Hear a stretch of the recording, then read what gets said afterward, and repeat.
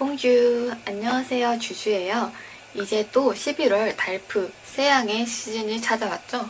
지난번 제 교생 브이로그 영상을 보신 분들은 아시겠지만 저는 지난 5월 달프 세양을 보고 왔습니다.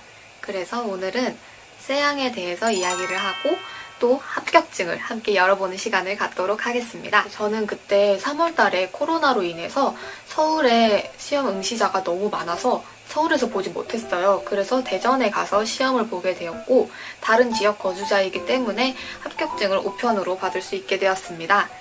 이렇게 우편은 이렇게 알리앙스 프랑스에서 왔고요. 이걸 오늘 한번 뜯어보겠습니다.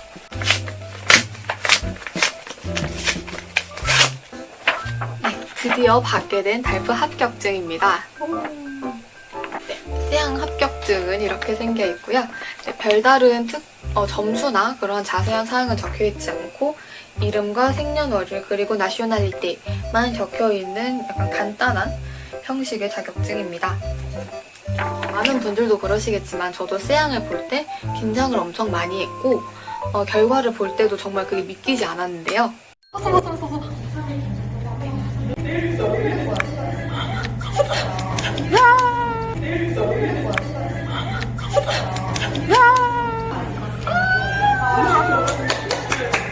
지금 이 영상을 보시는 분들은 세양이 뭔지 알아보기 위해서 영상을 시청하시는 분들보다는 시험에 조금이라도 실용적인 팁을 얻고 싶어서 보시는 것이라고 생각이 들어요.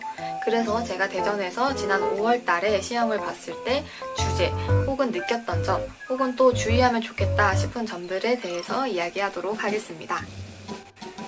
제가 적어둔 메모를 보면서 이야기해보도록 하겠습니다. 먼저 대전의 시험 장소에 대해서 먼저 이야기를 하자면 제가 인터넷으로 보기로는 토요일에는 한남대학교, 일요일에는 대전 알리앙스 프랑세즈에서 시험을 보는 걸로 알고 있었는데 이번 2020년 5월에는 토요일과 일요일 양일 모두 대전 한남대학교에서 시험을 보게 되었어요.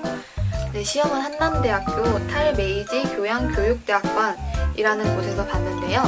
이 건물은 한남대학교 후문 쪽에 있어서 스타벅스를 지나서 위로 쭉 올라가면 걸어서 5분, 10분 정도 걸으면 도착할 수 있는 거리였어요. 저 같은 경우에는 일요일에도 오전 일찍 시험이 잡혀서 금요일 밤에 가서 스타벅스 부근에 숙소가 많이 있었어요. 그래서 거기서 2박을 하고 시험을 보고 일요일에 서울로 다시 올라오는 일정을 보냈었습니다.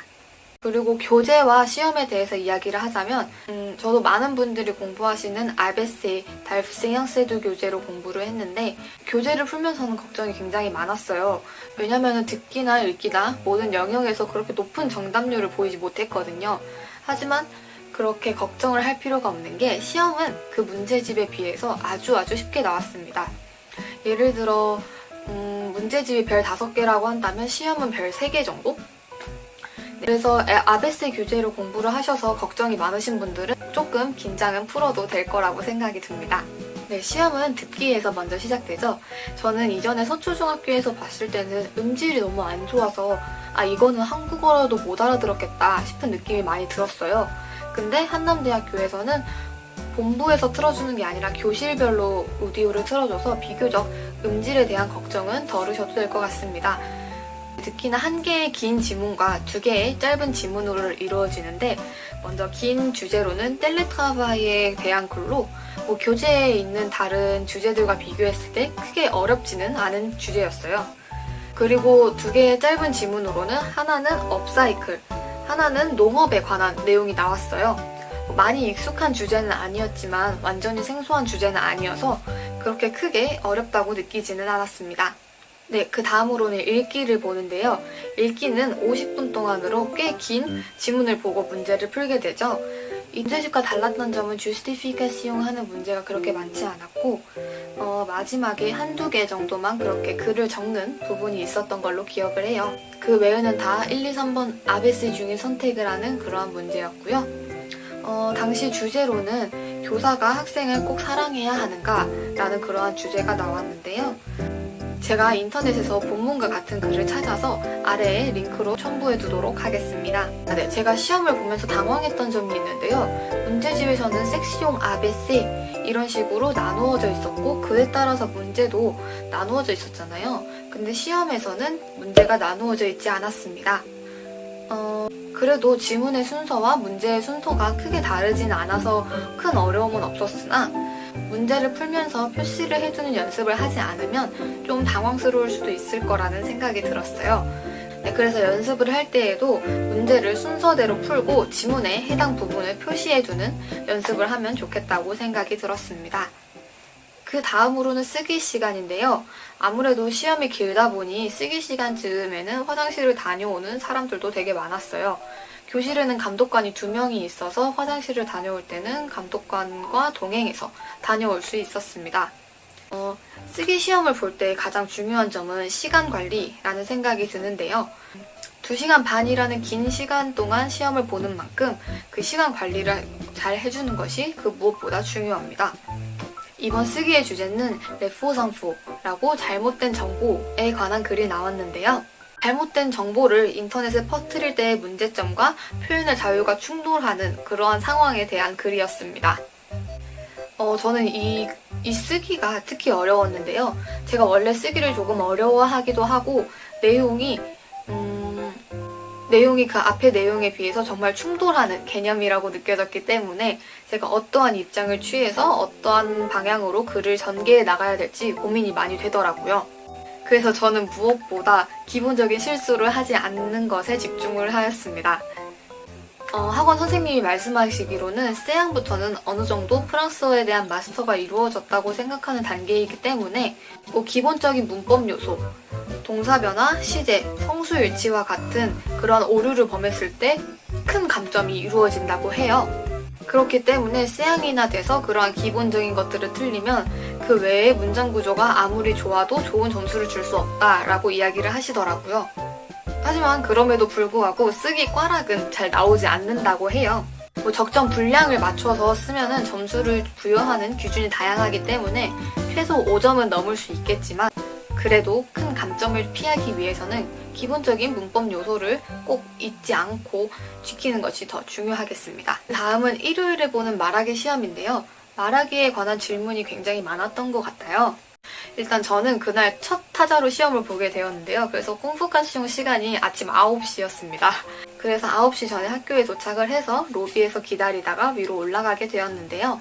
제가 가장 당황했던 점이 있었어요. 큰 대기실에서 세1 지원자들이 일렬로 앉아서 1시간 동안은 준비 시간을 보내는데 한 측에서 아엉인지 아두인지 시험자분들이 왔다 갔다를 계속 하시더라고요.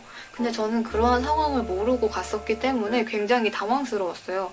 왜냐하면 1시간이 긴 시간이기도 하지만 그 말하기를 준비하기엔 저는 굉장히 부족한 시간이라고 느꼈는데 왼쪽에 계속 아두 보시는 분들이 들어왔다 나갔다 하시고 그 안내하시는 선생님들도 계속해서 소리를 내시다 보니 완전히 집중을 하기에 조금 어려운 환경이었다고 생각이 들었습니다.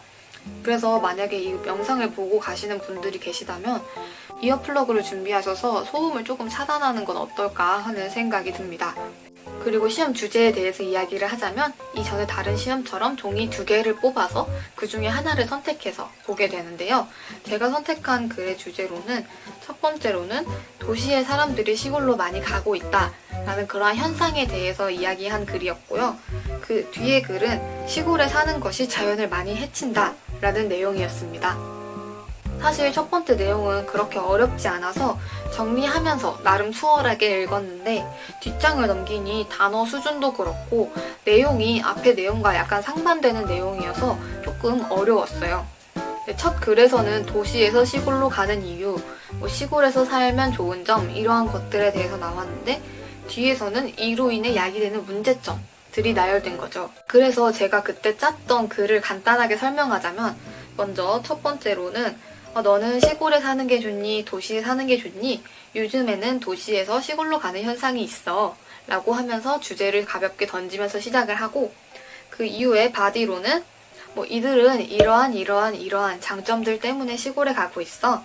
하지만 이는 이와 같은 단점을 야기할 수도 있어 하면서 여기에는 두 번째 본문에 나왔던 단점들을 서술했습니다. 그리고 마지막에는 이러한 문제를 해결하기 위해서는 다음과 같은 방법들이 있어 라고 본문에 나오지 않은 저만의 아이디어들을 각각의 문제점과 연결시켜서 해결책을 제시를 했습니다. 학원에서 수업을 들을 때 뭐 원인과 결과 혹은 문제점, 해결점 이런 식으로 많이 배웠던 기억이 있어서 그래서 제가 이때 그렇게 구성을 했었고요. 이때 제가 총 발표한 분량으로는 약 7, 8분 정도 모놀로그를 했던 것 같습니다. 그리고 이후에 면접관과 주고받았던 질문들로는 개인적으로 도시에서 시골로 가는 사람들은 왜 간다고 생각이 드니? 아니면은 자연을 좋아해서 시골로 간다고 했는데 오히려 이게 자연을 파괴한다고도 했잖아. 이게 과연 정말로 자연을 좋아한다고 말할 수 있는 것일까? 이러한 얘기도 많이 했고요. 사람들을 시골로 끌어들이기 위해서는 어떠한 방법이 필요할까? 한국에는 왜 서울에만 사람이 그렇게 많이 살까? 굉장히 다양하고 한국어로 말했을 때도 조금 어렵다고 느껴지는 그러한 주제들을 많이 주고받았습니다. 주제가 굉장히 어렵긴 했는데 저는 말하기 시험을 볼 때 가장 중요한 점은 무엇보다 자신감이라고 생각이 들어요. 다소 진부한 말일 수도 있겠지만 제가 이때도 약간 말 실수를 했거든요. 저는 이때 서울에는 공원이 부족하다 라는 말을 하고 싶었는데 실수로 자당이라고 계속 정원이라고 이야기를 했어요. 그랬더니 오른쪽에 앉아 계시던 면접관이 제 말을 잘 이해하지 못했어요. 그래서 왼쪽에 계시던 면접관분이 자당이 아니라 공원을 말하는 게 아니냐라고 하면서 고쳐주셔서 아 맞아 그거야 하면서 내가 실수했네 하면서 말을 고쳐 나갈 수 있었어요. 이전에 배두를 볼 때도 그때 커피 향이라고 해서 어디아크 디 카페를 말하고 싶었는데 오물을 뜻하는 어디어를 계속 제가 실수로 발음을 했거든요. 그때도 근데 면접관분이 교정을 해주셨어요. 너 이거 말하는 거 아니냐 하면서 조금 발음 실수를 하고 잘못된 단어를 말을 해도 어느 정도 이해를 하고 고쳐주려고 노력을 하시기 때문에 무엇보다 자신감 있게 말하는 태도가 중요하다고 생각이 들었습니다. 저는 그렇게 총 말하기 시간은 30분인데 방에 3명이 들어가잖아요. 저는 그때 20분 조금 넘게 말을 하고 나왔고 가장 그 방에서 늦게 나와서 전 그때 굉장히 만족스럽게 시험을 마무리할 수 있었습니다. 저는 그렇게 시험을 높은 점수로 통과하진 못했어요. 50점을 겨우 넘긴 점수로 통과를 했는데 가장 높은 게 말하기 점수로 16.5점을 받았습니다. 그래서 제가 사실 문장 구조가 그렇게 수려하고 단어 수준이 높지 않음에도 불구하고 높은 점수를 받을 수 있었던 거는 끊이지 않고 좀 더 도전적으로 말을 했기 때문이라고 생각이 들어요. 그리고 특히 긴장을 하면은 내가 익숙했던 말들이 먼저 나오게 되기 때문에 처음에 모놀로그를 할 때 약간 어려운 문장 혹은 약간 고급스럽지만 내 입에 잘 붙지 않는 그런 문장들을 그대로 써가서 그 종이를 보면서 그때 활용을 하는 거를 추천드립니다. 그렇게 해야 고득점을 받을 수 있겠죠? 제 달프 쎄양에 관한 영상은 여기까지였고요. 혹시 추가적인 질문이 있으시면 댓글로 남겨주세요. 그럼 제가 확인하고 도움 드릴 수 있도록 하겠습니다. 그럼 달프 쎄양 모두 화이팅 하시길 바래요. 뽕코하시!